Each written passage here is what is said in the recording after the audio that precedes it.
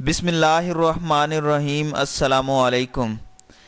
کل ساہیوال میں ایک المناک، افسوسناک اور دل دہلا دینے والا واقعہ ہوا جس میں 4 افراد اپنی زندگی کی بازی ہار گئے۔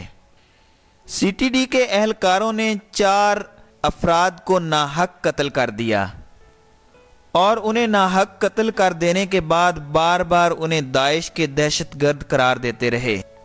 آج یہ لوگ جب دھرنا ختم کرنے کے لیے، احتجاج ختم کرنے کے لیے ان لوگوں کے درمیان آئے تو لوگوں نے کس طرح ان کا سلوک کیا، ان کے ساتھ سلوک کیا، آپ خود اس ویڈیو میں ملاحظہ کر لیں۔ تو یہ ہے ان کی اوقات۔ یہ اوقات کیوں ان کی ہوئی ہے؟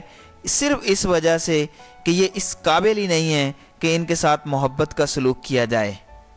یہ دیکھیں اب یہ کس طرح سے جان بچا کر بھاگے جا رہے ہیں۔ جب آپ اس طرح کا ظلم کریں گے، اس طرح کے جعلی مقابلے کروائیں گے تو لوگ کیا آپ کو پھولوں کے ہار پہنائیں گے؟